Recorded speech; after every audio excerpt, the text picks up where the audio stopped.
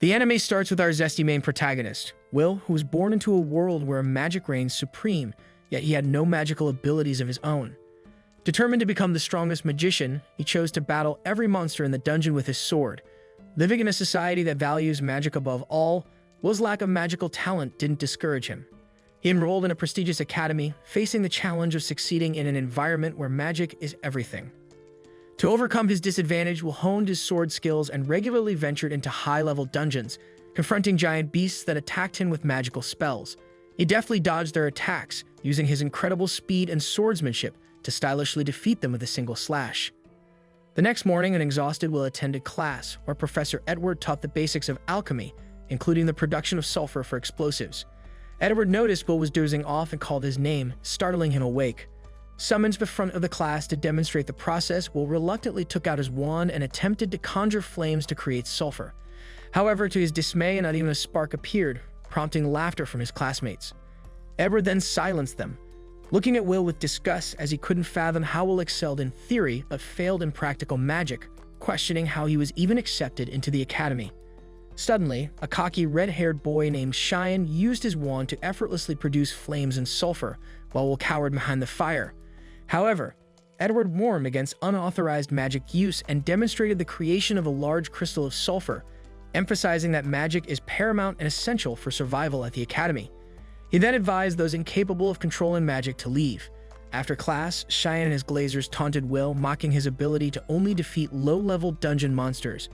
But Will's childhood friend Cole intervened and defended Will's character, telling Cheyenne to back off. However, Cheyenne dismissed Cole's words, claiming that kindness and hard work were useless without magic, before walking away with his group. As Cole and Will walked together, Cole tried to reassure him and Will seemed accustomed to the bullying. Gazing at the sky, he soon commented on its beauty. The scene then shifts to years ago, where humans were trapped in darkness, living in fear of evil spirits who cast a shadow over the world. Suddenly, 5 legendary mages, known as Magiavanders, fought the spirits and freed humanity, revealing the sky for the first time. This title now belongs to the world's most powerful mages. This story made Will recall a promise he made to his childhood friend, Elfie, who inspired him with storybooks about the Magiavanders, and they vowed to become Magiavanders together. Elfie, possessing remarkable talent, fulfilled her promise and quickly rose to become the youngest Magiavander in history, now residing in the Divine Tower. However, Will turned out to be far below average, barely holding onto his dream and the promise he made. Later that day, he met with Professor Work, who angrily berated him for venturing into level 7 dungeons alone, warning him that he was risking his life. Will quickly bent over and apologized, but asked if he would receive credit for his efforts. With a sigh, he awarded him 2 credits. Work then asked if he still hadn't given up on becoming a Magiavander. He explained that to have even a small chance, Will needed to get admitted to the Upper Institute, which required a lot of credits in spell work, writing, and fighting. Without the ability to use spells, he would never get credits for spell work, making it impossible to qualify. However, Will declared that he would keep trying, but Work informed him that he needed 4 more credits by the end of the week to graduate. This shocked Will, who immediately started searching for monsters that could earn him 4 credits. Playfully, he then mentioned a monster called Baskerville on the 6th floor that hadn't been defeated yet. Hearing this, Will hugged his teacher, but unbeknownst to them, Cheyenne overheard and decided to head to the dungeon himself to kill the monster and get Will expelled for not having enough credits. Later that evening, Will entered the cave with his familiar, Kiki, instructing her to use her nose to find the monster. But Kiki hesitated, remembering how she was burned by a Baskerville's breath the last time. Meanwhile, Cheyenne and his glazers entered the 6th floor, determined to find the beast before Will. Soon, one of Cheyenne's underlings, a pink-haired boy, questioned the wisdom of just 3 mages entering the 6th floor, but Cheyenne angrily claimed he was one of the best mages in the class and could handle it. He ordered his underlings to use their scan magic to locate the beast. Suddenly, a huge monster appeared and gave the spiky-haired boy a back shot so hard he became one with the wall. Cheyenne was paralyzed with shock while the pink-haired boy screamed in terror. Will, having heard the scream, immediately rushed toward the noise, worried someone was hurt. After turning a corner, he saw Cheyenne on the floor, futilely shooting his tiny fireballs at a monster. Will recognized it as the Sentinel, an extremely strong monster worth 10 credits, and wondered what it was doing on this dungeon level. Realizing that Cheyenne's magic was ineffective, he watched as the monster ignored the flames and advanced on the terrified boy. Initially, Will considered helping, but remembered all the times Cheyenne had ridiculed him. He wanted to close his eyes and pretend he hadn't seen it. However, he recalled Elfie, who once told him he was the kindest person she knew and had gifted him a pair of glasses. This memory reminded him of who he truly was. He then put on the glasses, blocking the monster's attack just in time, and forced it away, saving Cheyenne's life. Back at the academy, Edward entered Work's room and urgently told him to send his familiar into the dungeons, as Cheyenne and his lackeys had gone to the 6th floor without permission. Work soon realizes what has happened but reassures Edward, noting that Will is also on the same floor. Back in the dungeon, Will clashes with the monster repeatedly, blocking its attacks and outmaneuvering it before swiftly slicing off one of its fingers. The enraged monster attempts to strike again, but Will dodges, moving through the air swiftly. However, the monster finally catches Will, but he blocks the blow with his sword, getting blasted back. The monster then hurls rocks at him, which he effortlessly slashes through. Seeing an opening, Will leaps around the monster, landing on its back and stabs it through the neck, while Cheyenne watches in shock, stunned by Will's abilities. Back at the academy, Edward is also stunned, while Work explains that although Will is an outcast with no magic, he possesses superhuman strength for a mage, the resilience of a dwarf, and a mind so sharp he can learn any attack pattern just by observing it once. They watch as Will slashes off the monster's arm and calmly walks toward a giant buster sword on the ground, picking it up effortlessly. Work turns to Edward, noting that in a world dominated by magic and wizards, Will is the lone warrior. The monster then shoots an energy beam from its mouth, but Will blocks it again with the giant sword and slashes the monster into pieces. The monster soon falls to the ground, lifeless, and Will approaches Cheyenne, extending a helping hand to the still shocked boy. Back at the academy, Edward, unable to believe his eyes, screams at Work, insisting that someone without magic can never surpass a magician, and storms out of the room. 5 years ago, when Will was 10, he was humiliated by all his schoolmates. Many believed he had only been brought to the academy to attract Lady Elfaria, but now that she had become a Magiavander, they felt Will was no longer needed at the school, especially since he couldn't use magic. Among everyone at the institution, only Professor Work supported him, accompanying him to a meeting with Cauldron Anuv, the headmistress of the academy. There, Will was presented with a sword but was immediately attacked by numerous spells. He threw the professor aside and dealt with each attack. Seeing this, Cauldron allowed Will to continue attending the academy, noting that a sword trying to be a wand was quite an interesting case. Will then asked if he would be allowed to climb the tower if he continued studying, but Cauldron explained that he needed extraordinary willpower to pursue that goal. In the present, in one of his classes, Work teaches that climbing the tower means advancing to the higher institute to become a Magiavander, who reigns on the top floor of the Mercedes Colleges and are recognized by the highest center of learning, the higher institute. There are 2 main methods to advance, creating a new type of magic or earning at least 7,200 credits at the academy. Since few can achieve the first option, most strive for the second. However, graduation itself is not easy, and that's why Work offers so many extra classes. After one of these classes, Colette comments that the professor is being tough on the students. Will also notices this himself, as he is in disaster with magic and needs to focus entirely on earning credits to survive at the academy. However, he believes Work does this for everyone's benefit, wanting everyone to have a chance to graduate. But Colette thinks that Professor Edward doesn't have the same dedication to giving extra classes and agrees with Will's perspective. As they walked down the hallway, they saw Lyral Mars boasting that Cheyenne had defeated an evil sentinel, trying to steal the credit from the true slayer of the powerful beast. There, everyone in the group admired the young prodigy's false feat, but Cheyenne knew it wasn't true. In reality, he had been saved by the last person he would want to owe anything to, Will, whom he had humiliated all his life. As Will passed through the corridor, Cheyenne broke through the circle and grabbed Will by the collar, incredulous that someone he considered talentless could perform such a feat. Seeing this, Colette intervened, telling Cheyenne to stop.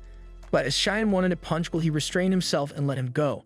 As he walked away, his glazers followed him, and Colette asked if there was any conflict between them to cause such a reaction. Will then replies that there was, but brushes it off as nothing major.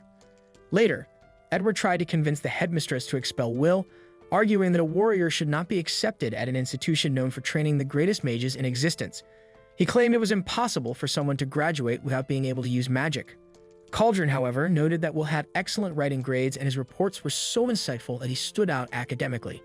Taking this into consideration, Cauldron suggested that Will could be a healer or an artificer even if he didn't become a Magiavander. She reminded the staff that the school's duty was to train and educate scholars for the fateful day. But Edward countered, arguing that Will had no intention of becoming a scholar, only a Magiavander. However, Cauldron acknowledged that this was a problem, so she asked Edward to test the student as he had discovered Will's secret. The headmistress then placed Will's promotion or expulsion in Edward's hands. but Edward questioned if that was truly what she wanted, pointing out that he's not as forgiving as work. She wanted Edward to test Will thoroughly and determine the truth for himself, noting that as the Dark Viper Mage, Edward was uniquely suited to evaluate potential Mangiavanders. Meanwhile, Will needed Colette's help just to open his locker, as he is unable to use the simplest magic to unlock it.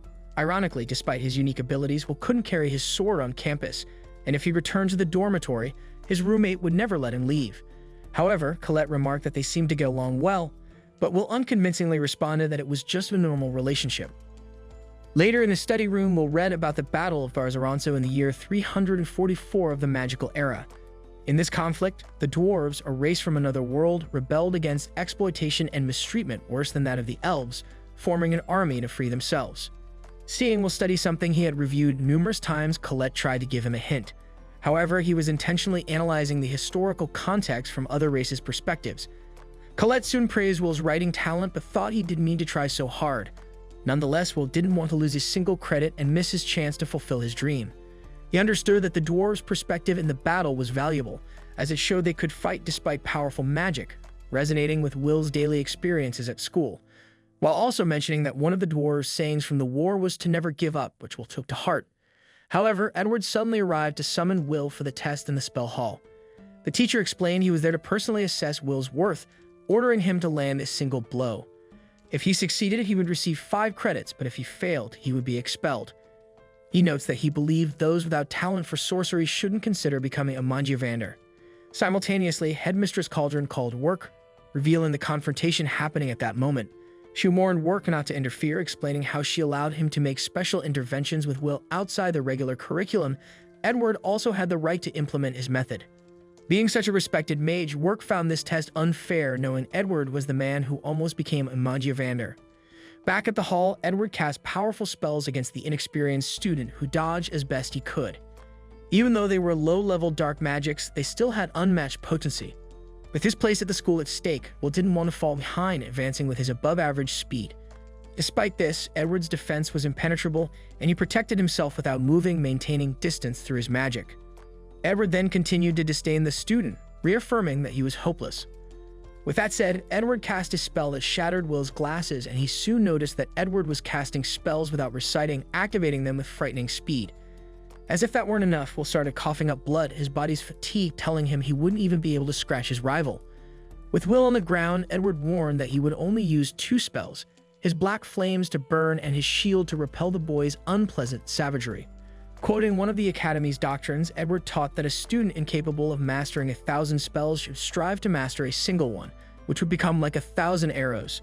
With that, Edward layered several spells into one, creating an endless spiral of magic before unleashing it all on Will, stating that those without talent should disappear. The series of spells relentlessly hit Will with brutal force, leaving him no chance to react. For the first time, Will faced a high-level mage and couldn't even wield his sword in this test. Back in the locker room, Colette wondered if her friend was okay, suspecting Edward's test was more like a torture session. But suddenly, Kiki appeared, bleeding and scratching at Will's locker, so Colette opened it to see what the familiar wanted to convey. Meanwhile, Edward took advantage of Will's study of the Dwarf Rebellion to ask how many mages it took to exterminate the 10,000 dwarves. Without letting Will answer, he informed him that only 1 sorcerer was enough because that's how the world works. Edward believed Will should give up his stupid dream. However, despite the world's harshness, Will made it clear he didn't intend to give up. Holding the glasses given by Elfaria, he stated that he wanted to be by the side of the person he loved, fulfilling the promise he made to her. But Edward found this desire dirty and immoral, claiming a pathetic love couldn't be the motivation to aspire to the pinnacle of sorcery. Ignoring the teacher's insults, Will assured that he would see the sunset with his friend. At that moment, guided by Kiki, Colette threw the sword to Will and the feared blade of Moria cut through Edward's spell. Mercilessly, the teacher unleashed a new magical onslaught, engulfing Will's body like a purple inferno. As Will's arms and legs trembled, he was certain that he would be burned alive in the middle of the school. Initially, he thought of running away, but doing so meant his definitive expulsion from the academy and the end of his dream. Therefore, he advanced through the magical obstacles, using his blade as a torch in the darkness. Reflecting on the Battle of Garzaranzo, Will recalled that a brave dwarf general named Gareth had fought even after losing all his brothers, striking a single blow against the enemy mage. In honor of his bravery, the mages began to recognize the dignity of the Dwarf Rebellion. That day became known as the day the sword overcame the wand. as if he were Gareth, Will used his skills to break through Edward's blockade and make his face bleed with the sharp blade of Moria.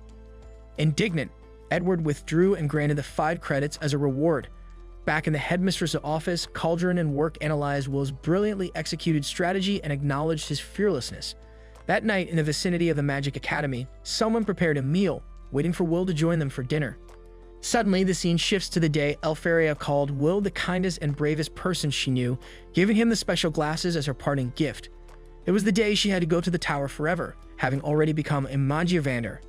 As she walked away, Will cried out Elfaria's name, vowing to reach the tower no matter what. It was then where he promised they would see the sunset together, just as they had promised each other in childhood. Tears filled Elfaria's eyes as she heard this, and she turned around, wiping her tears, and told Will that she would be waiting for him. Soon after, Elfaria climbed the stairs of the tower, leaving Will alone and heartbroken. Professor Work tried to comfort him, but it only made him cry harder. But that day, Will promised the professor that it was the last time he would be a pathetic crybaby. In the present, Will is working early in the morning delivering newspapers in the city. After finishing his route, an old bulky man named Don greets him and encourages him to do his best. He hastily climbs a flight of stairs but trips, sending all the newspapers flying. But with lightning-fast reflexes and nimble arms, he grabs all the newspapers in an instant. However, one newspaper escapes his grasp. When Will picks it up, he finds an article about Elfaria, who has just created another type of magic. Turns out she's become the first mage in history to create 12 types of magic. This news fills Will with determination to work hard so he can stand by her side. As he reads further, he discovers that Elfaria herself has issued an order to the Academy students. Will freaks out upon learning this and immediately runs to his dorm. There he meets his roommate, Rusty, asking him to make a magic device for him. But when Rusty asks about his excitement, Will explains the order Elfaria has issued and his intention to participate. He then changes into his uniform while telling Rusty that the order is to procure the cores of monsters called Frostwalkers from the 4th floor of the dungeon, explaining that Elfaria needs them as catalysts and every student who helps will be rewarded. He once again asks Rusty to prepare a magic item to help him clear the 4th floor. Seeing him so excited, Rusty starts laughing and reveals he has already been working on the magic item that Will uses from time to time. He then hands it to Will, who thanks him and heads out. But before he exits the door, Rusty stops him, stuffs bread into his mouth, and asks him to take care of himself. The scene then shifts to Will reaching the 4th floor of the dungeon, finding it crowded with students hunting Frostwalkers for their cores. Just as he is about to join the action, a huge explosion rattles him. Turns out it is Cheyenne's attack, which obliterates a bunch of Frostwalkers in one go. While his glazers suck up to him, Cheyenne is not satisfied. Deep inside, he is still thinking about his fight with Will and the giant monster, fueling his rage and motivating him to become stronger. Unaware of this, Will genuinely believes that Cheyenne is cool and thinks there is nothing left for him to hunt. He then heads deeper into the 4th floor and comes face to face with giant penguin monsters. With a few clean strikes, he slashes the penguin monsters, saving a nerdy girl who was about to be killed by them. The girl is dumbfounded, unable to comprehend how Will defeated the monsters using a sword instead of magic. But as soon as he approaches her, she thanks him for saving her life before proceeding to introduce herself as Iris, a 4th-year student at the Academy. Meanwhile, inside the Academy, Professor Work is giving a lecture about the greatness of creating new types of spells, which alone is enough to make the mage who created the magic climb the tower. He explains that new magic forms are usually named after their creators, and if anyone in the class ever creates a new magic, they will etch their name in history. The students begin gossiping, considering this approach impractical since only the top 0.1% can manage to do it. Just then, a student named Rose asks Professor Work if Elfaria, who has created 12 new forms of magic, is really that good. He responds by saying that she is exceptionally talented, calling her one of the greatest mages in the entire history of their world. This makes Cole remark that the childhood friend Will is chasing after is truly special. Her friend Rose soon teases her, suggesting that she is jealous Elfaria might steal her crush, Will, away from her. Back in the dungeon, Will is walking with Iris, who has heard about the talentless book learner of the 6th year. Will is hurt by this but asks her if she doesn't feel any disdain towards a loser like him. However, Iris curiously responds that she can't look down on her savior, explaining that even if Will doesn't have magic, she respects him for his special talents. He is flustered and changes the topic to the order issued by Elfaria. She then also says that she wants to help the Magiavander who hold up the sky. Her words make Will think about how no one in this world has seen the true sky, as the enormous magic power of the 5 Magiavander cloaks their world, hiding it from invaders. What they currently see is the false sky, a great barrier that keeps their world safe. But according to the lore, when the fake sky falls, darkness will shroud the world again and chaos will follow. That's why the students' meeting orders are not just trying to get into the good graces of the Mangiavander, but they also want to support the sky from falling. He soon snapped from his thoughts as Iris tells him that she has met Elfaria before, reciting the story of how she was in trouble in the dungeon one day surrounded by all kinds of scary monsters. Just as she was waiting for her death, all the monsters were suddenly frozen. It was then Iris turned around to see Elfaria gleaming in the sunlight, looking like a goddess. Elfaria helped her up gently, and ever since then, Iris has admired her deeply. While Iris is busy telling the story, Kiki gains Will's attention and leads him to a patch on the ground that has something. Confused, Iris asks him what he is doing, and Will shows her an ice fragment that the Frostwalkers leave behind as they move. However, the fragment here is really big, and now Will is certain that a rather powerful Frostwalker is ahead.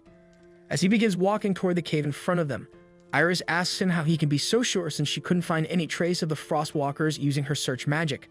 Will then tells her that magic is great, but is not absolute, especially in the dungeon. Will tells Iris that along with his belief, he also has some knowledge and experience. Suddenly, a giant Frostwalker, hidden on the ceiling, pounces at the unguarded Iris. However, Will had anticipated this, so he moved quickly, taking Iris to safety. Iris then recognizes the giant ice monster with dozens of eyes as a Frost Rex, the highest evolved form of a Frostwalker. As the monster roars loudly, Iris recalls that a Frost Rex is a monster worth 6 credits, making it very dangerous. Suddenly, the monster charges an ice beam and fires it, but Will jumps out of the line of fire, which is soon covered with sharp ice spikes. He then leaves Iris in a safe spot as he heads to fight the monster. But Iris tries to stop him, telling him that physical attacks won't work on a Frost Rex, whose power is so strong and can freeze even the sturdy dwarves with a single touch. However, as Will puts on the magic tool made by Roasty, he reassures Iris not to worry because he has defeated the monster numerous times already. He then charges towards the Frost Rex, avoiding its ice beam by jumping up, landing on the ground behind the Frost Rex, and speeds towards it, sliding underneath it. The monster, unable to find Will, begins shooting the ice beam everywhere, forcing Iris and Kiki to run away. Will then encircles the monster while it is distracted and throws the magic tool over it, which attaches to the monster's side through a hook. He wraps around the monster, tightening a strong rope around it that cracks its skin. Once Will has succeeded in laying out the framework for his final attack, the monster uses a cold breath that begins freezing Will's skin, but Will stays put, knowing that his work is almost done. He then explains that the Frost Rex is weak to fire and explosions, and that is exactly what he is going to use. Will soon creates friction on the magic tool in his hand, sending a swift flame that travels down the rope and ultimately reaches the magic tool, shattering the giant monster into bits. As the smoke and steam settle, Will recoils the magic tool Roasty made for him and then goes to collect the ice core of the fallen monster. Having watched, Will defeat the giant monster without magic. Iris' expression suddenly changes. It turns out she was not the knave girl she was pretending to be, but an agent of someone higher up the tower.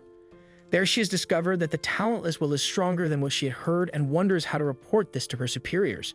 However, as Will tells her they should head back now, she resumes her act and goes with him. Later, Iris reaches the White Tower and goes to the room on the top where 4 of the 5 Mangiavanders are seated on their thrones. It turns out they are looking for skilled people who can help their world prepare for the day the sky falls. She reports that she saw great talent in the magicless boy called Will and recommends he be let into the tower. But 2 of the Mangiavanders are strictly opposed to this.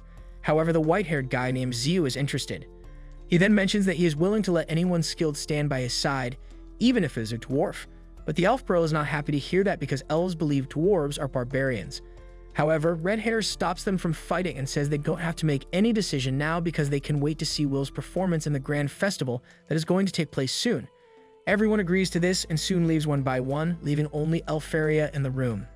It was then revealed that Iris was sent after Will by Elfaria herself before taking out the giant ice core he sent her, as she repeated her promise to wait forever for Will. A few days pass and the big day for the final combat exam arrives. All the students gather in the examination hall. There, Shine and Cole are the first to face their opponents, special mechanical golems they must defeat to earn points. Shine is highly motivated and uses his flame blast to destroy any golems that come near him. Meanwhile, Cole is more strategic. She uses the debris from Cyan's attacks to her advantage. With her teleportation magic, she teleports the falling rocks on top of the golems, crushing them into pieces.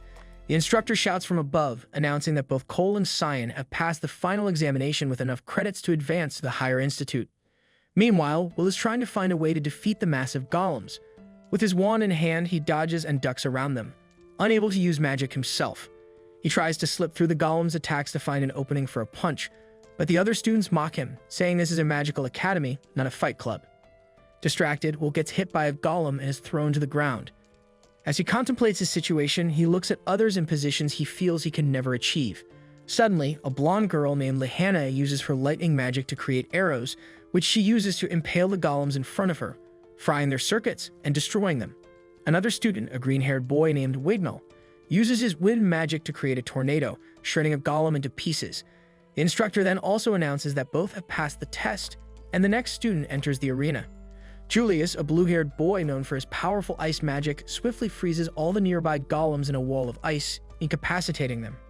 He walks through them with an air of superiority, and the instructor announces that Julius has passed as well. He then approaches both Wignall and Lehana, who are the only other students with scores over 10,000. Julius then tells them that he has found a way to easily overpower them and creates a small flower, throwing it at them as a sign of disrespect. But Wignall shreds it with his wind magic, and Lehana destroys what remains with her lightning magic before walking away. Meanwhile, Will slumps against a pillar, feeling depressed. Not only is he far from reaching the higher institute, but he also lacks the 2,000 points needed to graduate, as he only has a score of 55,000. He fears it will be nearly impossible to achieve, especially in his last year at the academy. However, he soon notices Julius walking by with his lackeys and stands up to show respect. But Julius calls him a loser and moves on, treating him like an insignificant piece of trash. Later that afternoon, Will goes to have lunch and is joined by Cole. She encourages him not to be so down, reminding him that he still has a chance to advance to the higher institute. Cole then tells him about the upcoming Grand Mage Festival, which could be his biggest opportunity to earn a direct ticket to the upper institute regardless of his credits. Turns out the Grand Mage Festival is a significant event held every 2 years, where the most talented wizards and witches showcase their skills. There, anonymous scouts from the upper institutes attempt to look for talent. This festival is crucial for all students, as catching the eye of a scout could change their lives, allowing them to be promoted regardless of their credits. But there is also the possibility of being directly selected into one of the 4 factions: the Wind faction, the Flame faction, the Lightning faction, and the Ice faction. However, Will remains unconvinced, reminding Cole that such promotions are rare and that he prefers to work behind the scenes. He soon recalls the event 2 years ago when he participated as a challenger and was booed by the crowd, accused of cheating because he didn't know how to use magic. They then look outside to see the grounds filled with students practicing their magic to prepare for the festival. However, Will has lost his confidence and heads to his locker room, saying that since he can't use magic, it's pointless for him to enter. Suddenly, Cole notices a magical barrier near one of the lockers. With the help of Kiki, she manages to break it. It was then they discovered a hidden staircase leading down into darkness. Both Cole and Will decide to follow the stairs as they can hear sounds coming from below. They are shocked to find that this secret hideaway is an underground gambling den, which is completely illegal. The students below are placing bets on who will win the festival, with most of them betting on Lehana, Wignall, and Julius. Suddenly, Will notices that Cheyenne is there with his followers, looking down with hidden anger in his eyes.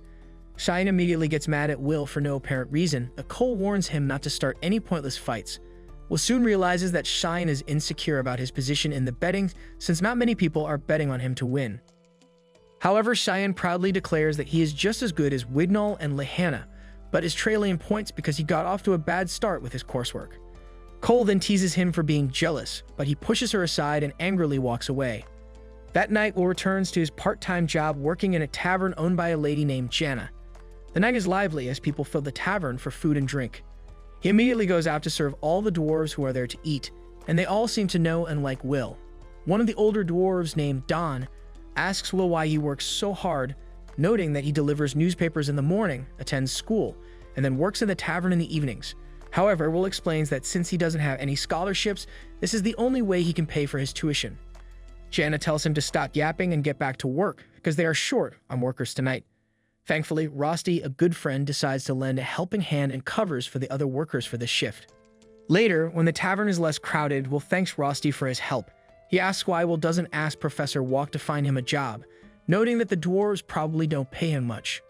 But Will replies that he doesn't want to create more problems for Professor Work, and he enjoys working at the tavern because the dwarves don't discriminate against him.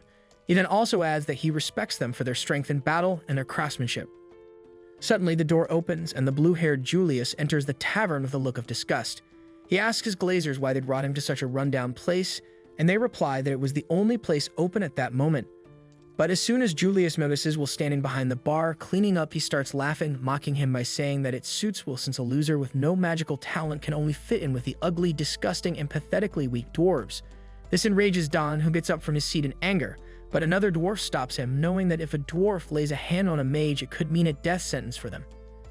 Julius, however, looks at Don with disgust, telling him to keep his eyes down where they belong and to thank the mages for allowing third-class creatures like dwarves to even exist on this planet. He then sits on one of the benches and demands to be served food. Soon after, Rusty brings him a dish of beans, but Julius and his party mock the food, claiming it's peasant food that even their dogs wouldn't eat. Hearing all this disrespect, something snaps in Will. He takes off his apron and walks up to Julius, demanding he take back his insults. Julius, not wanting to give in, kicks the food at Will, further disrespecting him. His glazers then get up to deal with Will, but this time Will is not playing around. He grabs them by their collars and smashes them into the floor, knocking them out immediately. This causes drinks to splatter all over Julius, making him furious. He then draws his wand and starts attacking Will with magical icicles, but Will dodges the ice shards, which shatters glasses around him. Julius continues to pursue him using his magic to corner and trap Will completely. He then walks up to Will and presses a frosty hand on his chest, slowing down his heartbeat as he tries to scare Will into submission. This tactic fails as Will doesn't flinch and glares straight at Julius. Enraged, Julius releases Will from the icy shackles, declaring that this isn't enough punishment. He claims that he wants to humiliate Will in front of the entire city and all the great mages and challenges Will to join the Grand Mage Festival for a duel against him, promising that if Will wins, he will apologize to the disgusting dwarves. However, if Will loses, he will torture him and force him to leave the magical academy for good. Will, with newfound resolve, grabs his wand and declares that he will definitely enter the festival and ensure Julius's defeat at any cost. The Grand Magic Festival is now underway and excitement is in the air as everyone gathers to witness the students showcase their abilities. The Fire Faction's scout advises his team to be on the lookout for any students with the potential to become a Magiavander, as talent can be hard to spot at first glance. The first event of the day is the highly anticipated Dragon Races, where Leanna has held a strong lead over her competitors, thrilling the crowd. Meanwhile, a variety of recruiters from both the tower and beyond are also in attendance, eager to recruit the school's top talent. But to no one's surprise, Leanna wins the Dragon Race, setting a new record in the process. The next event is Crown Attack, and Cheyenne is set to participate. He is in a particularly good mood because Colette personally asked him to join her team. It seems she has finally acknowledged his exceptional skills and prefers to team up with him rather than Will. However, when Cheyenne enters the training room, he is shocked to find Will there as well. Colette explains that she invited Cheyenne to join a team with her and Will, as Will needs a team with a combined total of 21,000 credits to compete in the Crown Attack. Due to Will's low credits, Colette could only turn to Cheyenne to fill the final spot. Will apologizes for dragging Cheyenne into his problems, but Cheyenne is reluctant to help him. He wonders why Will is suddenly interested in competing in an upper-level event like Crown Attack. While Cheyenne is venting his frustration, he locks eyes with Julius and realizes that Julius is the sole focus of Will's attention. Colette clarifies that something happened between Julius and Will, prompting Will's sudden determination to participate in Crown Attack at any cost. But Cheyenne is enraged by Will's apparent disregard for him, as he is still haunted by feelings of inferiority since Will saved him in the dungeon. As the next event is about to begin, the commentator Mike introduces himself alongside co-commentator Professor Edward. Despite Mike's reservations about Edward's presence, given his reputation as the school's most feared and strict professor, he continues with the show, albeit with a sense of fear. Mike then announces the main event of the day, the Crown Attack. Soon after, a spell transforms the stadium into an expansive battle map featuring a volcano zone, marshland zone, badlands zone, plant zone, and wood zone. Unlike other events, Crown Attack is a team competition with 3-member teams. Each team starts at the perimeter of the field and must make its way to the central stadium, where a giant crown awaits. The first team to claim the crown will emerge victorious. However, this is no simple task, as the battlefield is laden with various traps. Teams can take shortcuts and obstruct others, making it a brutal battle royale. Edward adds that the event simulates a practical dungeon raid, though most spectators are more eager to see high-level battles among the school's top students.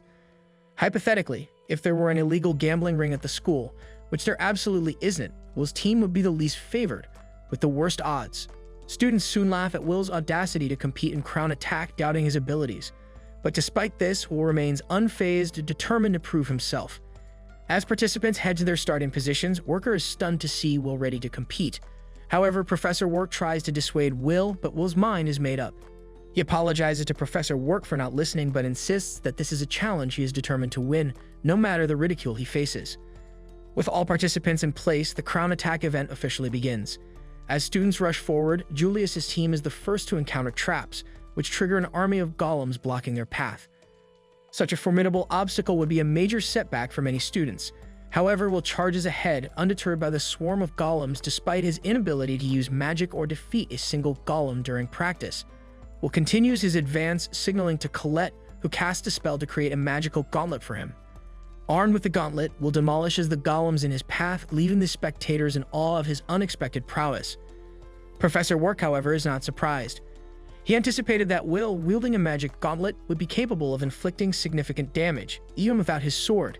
Since Colette created the gauntlet, it technically adheres to the rules.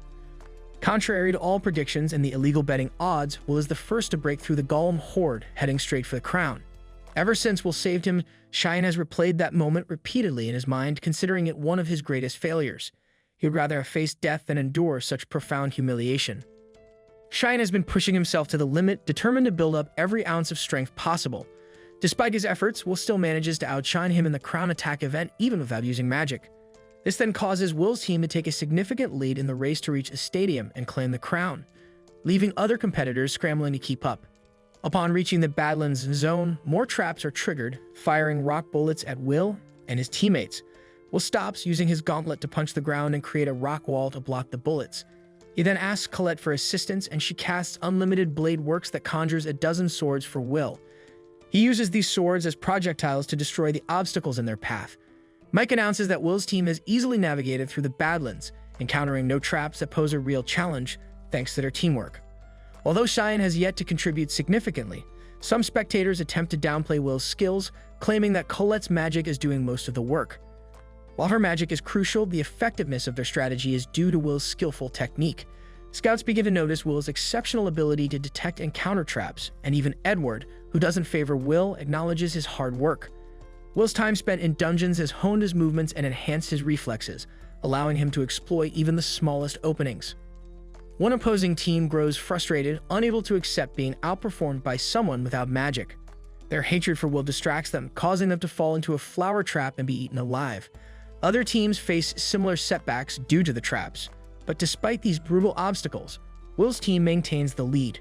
The tournament has stirred a commotion in the stadium, audible even to Julius.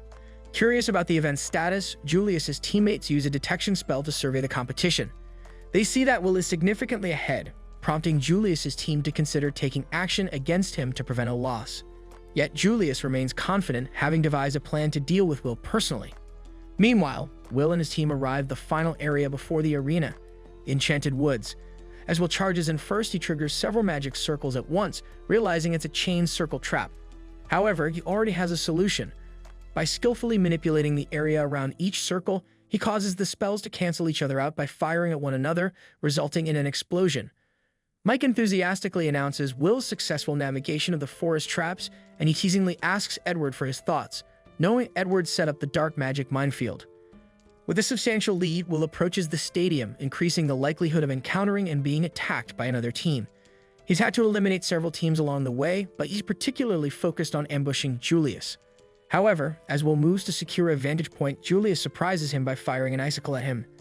Though it doesn't directly hit Will, he is shocked at how Julius could have caught up so quickly. Moreover, Julius appears to be alone, raising concerns that his teammates might be lying in wait. Julius begins casting a barrage of icicles at Will, forcing him to evade and focus on the immediate threat. Just then, Cheyenne gets serious, preparing to unleash a powerful inferno. Noticing Cheyenne's intense gaze on Will, Colette warns him that Cheyenne might be targeting him.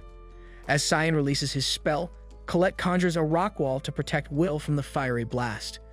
The explosion sends a shockwave across the battlefield, leaving Will momentarily bewildered. After the explosion, he soon surveys the scene and sees the forest has been incinerated. Cheyenne then approaches Will, claiming that Julius was collateral damage. However, Colette is certain Cheyenne intended to kill Will. Colette demands an explanation from Cheyenne, who feels justified in his actions, but he mentioned that he had joined their team to enable Will's participation in the event. and now he wants repayment by having a one-on-one fight with Will.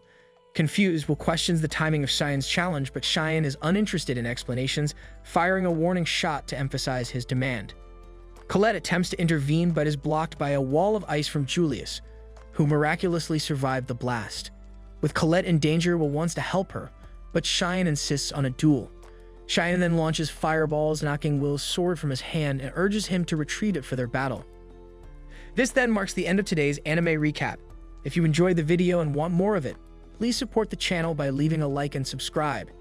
Let's help us reach our current goal of 20,000 subscribers.